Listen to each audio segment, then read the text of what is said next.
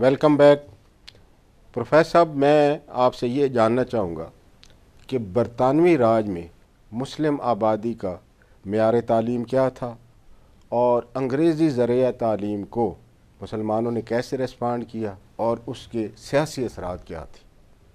That is a very pertinent question اور definitely آپ نے بہت ایک زبردست چیز کی طرف اشارہ کیا ہے اور اسی پہ بیس کر رہی ہے ہماری ساری کی ساری موومنٹ جو ہے تحریک پاکستان، اور اسی پہ بیس کر رہی ہے انڈین نیشنل کانگریس کی جو تحریک ہے اور جو سیاسی شعور بیدار ہوا ہے 19ویں صدی میں اور 20ویں صدی میں، اسی پہ یہ سارا بیس کر رہا ہے۔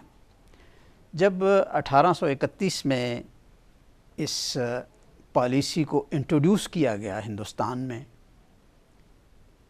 اور بلکہ اس سے بھی پہلے جب چھوٹے چھوٹے ادارے بننے شروع ہوئے، تو ہندوؤں نے انگریزوں کو ایک طرح سے ریلیف کے طور پہ لیا، اور اس کی کئی وجوہات تھیں۔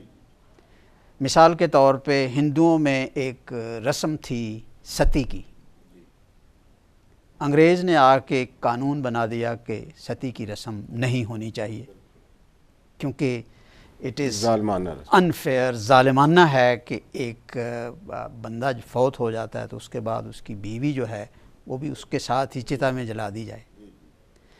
اس کے علاوہ جو لٹریچر یہاں پہ انٹروڈیوس ہوا، اس لٹریچر میں دو چیزیں بڑی امپورٹنٹ تھیں۔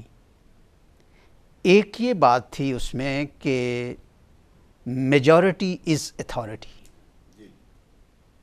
کہ جمہوری نظام جب آئے گا تو اس میں میجورٹی کو حکومت ملے گی، and Hindus were in majority. اور دوسری چیز جو ان کو بہت سوٹ کرتی تھی، وہ ہندو مذہب میں ذات پات، کلاسیفیکیشن اس برے طور پہ لوگوں کو متاثر کر رہی تھی، اور اس نظام اور وہ تھاٹ جو ایک لبرل تھاٹ یورپ سے یہاں آئی انگریزوں کے حوالے سے، اس میں ہندوؤں نے بڑی عافیت جانی کہ یہاں کے اس سوشل، اکنامک، پولیٹیکل سسٹم کو ری ویمپ کرنے کے لیے، نیا ری اورینٹ کرنے کے لیے یہ ایک بڑا موقع ہے۔ اور انہوں نے راجہ رام موہن رائے تھے، جس طرح ہمارے سر سید احمد خان نے یہ موو چلائی، ان کے راجہ رام موہن رائے تھے، اور سر سید احمد خان سے بہت پہلے انہوں نے ایک یہ موو چلائی کہ ہندوستان کے لوگوں کو برطانوی تعلیم کی طرف متوجہ ہونا چاہیے۔ مسلمانوں کے اندر دو چیزیں تھیں جس کی وجہ سے ریاکشن تھا۔ ایک تو ایک فطری بات تھی کہ ہمارے سے حکومت انہوں نے چھینی تھی، صحیح، اور ہمارے ذہن میں یہ تھا کہ یہ لوگ جو ہیں ہم سے حکومت چھین کے بیٹھے ہوئے ہیں، اور اب ہم انہی کو فالو کریں، انہی کی باتوں کو لیں، انہی کے نظام تعلیم کو ہم دیکھیں۔ بالکل صحیح۔ اور دوسری ظاہر ہے کہ ان کا مذہب اور تھا۔ تیسرا یہ تھا کہ ان کا جو سسٹم تھا انٹروڈیوس ہوا جو ہندوستان میں، وہ بھی ہمارے جو لوکل سسٹم تھا، جو اورینٹل سسٹم تھا، اس سے بہت ڈیفرنٹ تھا۔ جی جی۔ تو ہمارے ہاں بھی جو کمیونٹی ایٹ لارج تھی، وہ شروع میں اس فیور میں نہیں تھی کہ ہم اس سسٹم کو اپنائیں، نئے سسٹم کو اپنائیں۔ اور اس میں جو شخص who was the first person، جس کو ہم ٹو نیشن تھیوری کا بانی بھی کہتے ہیں، جس کو تحریک پاکستان کا محرک کہتے ہیں، جس کو ہر لحاظ سے ہم سمجھتے ہیں کہ تعلیم کو انٹروڈیوس کروانے میں اور ماڈرن تعلیم کی طرف مسلمانوں کو لے جانے میں جس بندے کا کنٹریبیوشن ہے، جس کا نام سر سید احمد خان ہے، وہ شخص تھا جو اس وقت لوگوں کے سامنے کھڑا ہو گیا کہ نہیں، ہمیں دنیا کے ساتھ چلنا ہے، اور دنیا کا جتنا بھی لٹریچر ہے وہ ہمیں پڑھنا ہے، اور اس کو پڑھنے میں ہمیں کوئی آر نہیں ہونا چاہیے، اسلام ہمیں منع نہیں کرتا۔ لہٰذا انہوں نے یہ اس چیز کی داغ بیل ڈالی، لوگوں کو وہ اس طرف لے کے آئے۔ علی گڑھ پہلے اسکول بنا، پھر کالج بنا، پھر یونیورسٹی بنا، پھر اس یونیورسٹی سے ملحق پورے ہندوستان میں کئی ادارے بنے which were affiliated with that university، اور وہی یعنی مسلمان جو کہ بعد میں تحریک پاکستان کی شکل میں سامنے آئے، وہ وہی لوگ تھے جو سر سید احمد خان کا ایک رسپانس تھا ٹورڈز برٹش ایجوکیشن، اور اس میں کوئی ان کا یہ ہرگز مطلب نہیں تھا کہ ہم اسلام سے دور ہو جائیں، ہم مذہب کو چھوڑ دیں، بلکہ ان کا خیال تھا کہ مذہب کو ہم ساتھ لیتے ہوئے، مذہب ہمیں کہیں اس قسم کی کوئی رکاوٹ نہیں بنتا، ہمارا قرآن اور ہمارا تمام کا تمام جو سسٹم ہے وہ کہیں بھی یہ رکاوٹ نہیں بنتا۔ بالکل سے۔ لیکن ہوا یہ کہ وہ جو ریزسٹنس تھی اگینسٹ دس سسٹم، وہ اب تک بھی ہمارے ہاں موجود ہے، وہ بنیاد چلتی آ رہی ہے۔ صحیح۔ اور ظاہر ہے کہ کسی وقت وہ بہت تیزی اس میں آ جاتی ہے، کسی وقت اس میں تھوڑا سا مائلڈ ہو جاتا ہے۔ اب آپ دیکھیں کہ جب 19ویں صدی میں جب یہ نیا سسٹم آیا، نئی چیزیں آ رہی تھیں، تو بہت ساری چیزیں جو نئی آئیں مسلمانوں نے ایسا رسپانڈ کیا ان کی طرف۔ مثال کے طور پہ اس زمانے میں ایک وبا پھیل گئی چیچک کی، تو بڑی موٹیویٹ کیا گیا لوگوں کو، ایجوکیٹ کرنے کی کوشش کی گئی کہ یہ انجیکشنز لگوائیں جی، اور بڑی ریزسٹنس ہوئی۔ جی جی۔ ابھی آپ اگر دیکھنا چاہتے ہیں تو پولیو کی طرح آپ دیکھ لیں کہ بلوچستان میں، کراچی میں، خیبر پختونخوا میں، جہاں جہاں بھی ہے وہ شروع کرتے ہیں اور کہتے ہیں کہ نہیں جی اس کے پتہ نہیں گاب میں ہمارے ساتھ پتہ نہیں کیا کیا جا رہا ہے۔ جی جی۔ بلکہ اس وقت تو یہ بھی یہ کہا گیا کہ یہ ٹیکے ہمیں اس لیے لگائے جا رہے ہیں، شاید ہمیں امپورٹنٹ کیا جا رہا ہے۔ اس وقت بھی یہ سچویشن کنسیپٹ ہے۔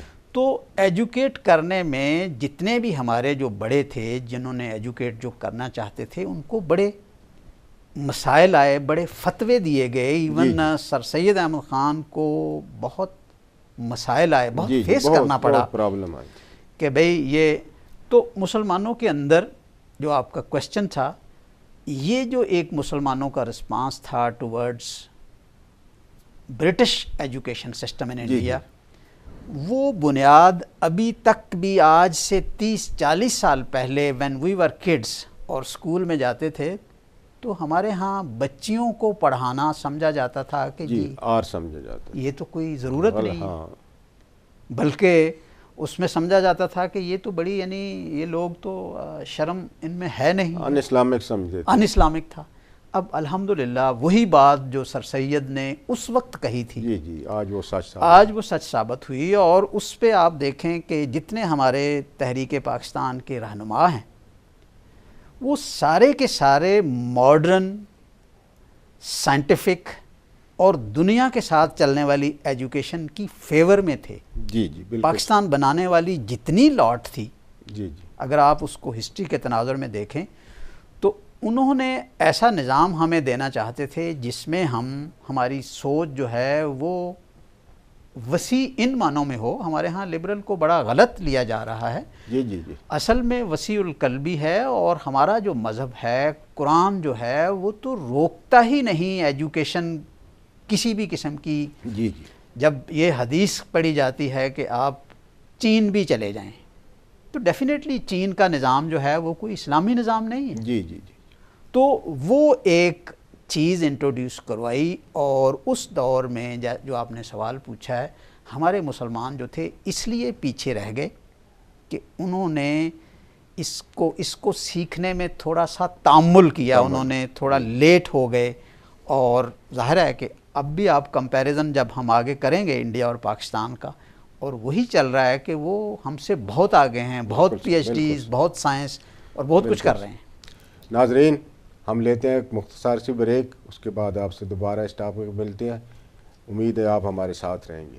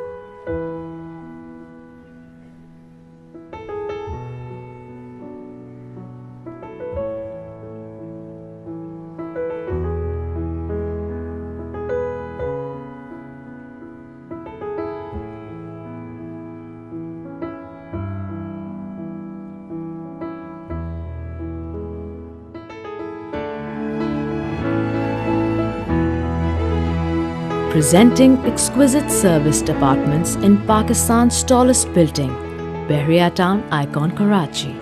Launching soon. Call now 0800 00 100.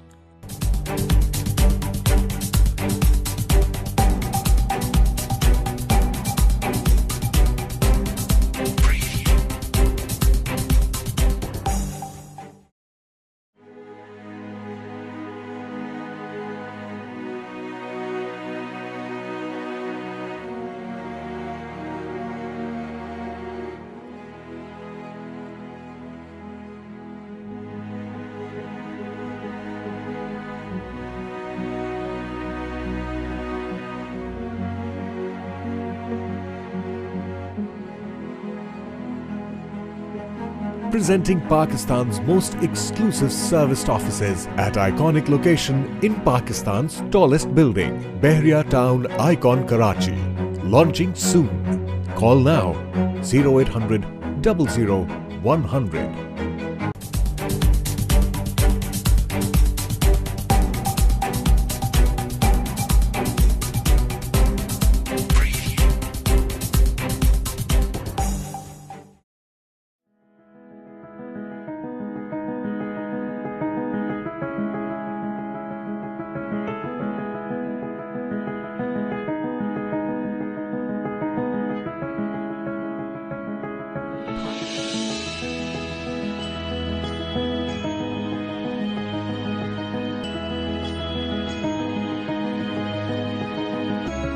Presenting Mall of Karachi, a luxurious shopping mall in Pakistan's tallest building at Bahria Town Icon, Karachi.